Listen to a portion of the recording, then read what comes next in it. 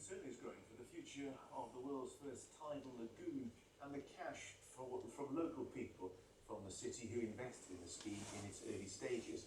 Development company Tidal Lagoon Swansea Bay were forced to lay off a fifth of its workforce in December after failing to agree a strike price for the energy the lagoon would create. And this week David Cameron raised doubts that any such agreement would be achieved in the short term. Our Swansea correspondent Dean Thomas reports. Just like the shifting of the tide, the desire to harness its power in Swansea flows from one extreme to another. The 10.5-kilometre long causeway, forming an 11-kilometre squared lagoon. This is the £1 billion tidal lagoon planned for the city's bay that will provide enough energy for 100,000 homes. Political support for the structure has been strong until now.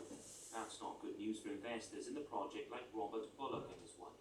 They, like many other Swansea residents, bought shares in Tidal Lagoon Swansea Bay through a community share scheme when the project was first announced. He fears for both his investment and the area if the lagoon is scrapped. I invested a small amount because I thought that it was a great idea. Our investment is relatively modest, but I do know there are people for whom it would be a big blow.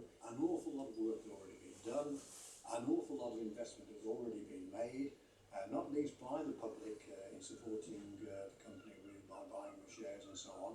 And it would be a blow to the Swansea Bay region, and I think to Wales, and as I've said before, the UK. So what's the sticking point? Why has David Cameron voiced reservations over the lagoon in recent days? Well, it's over how much the government wants to pay for the power created, called a strike price.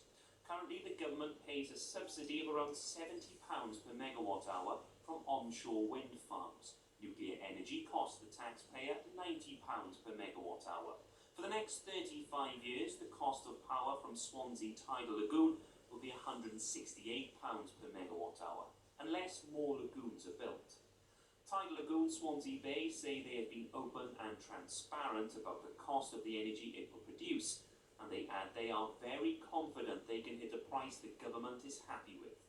When will we know? Well, most think the decision will come at the beginning of March. Whilst I will be delighted if in the next 8 weeks the government make a decision that it's going ahead because they've agreed to strike price, you have to wonder if it's a little bit of electioneering ahead of the Assembly elections. And I hope, sincerely hope, they don't use this as a political tool. Neither the government or Tidal Lagoon Swansea Bay can say much while the negotiations are ongoing. To that end, speculation will continue to shroud the building of the world's first tidal lagoon. Dean Thomas, ITV News in Swansea.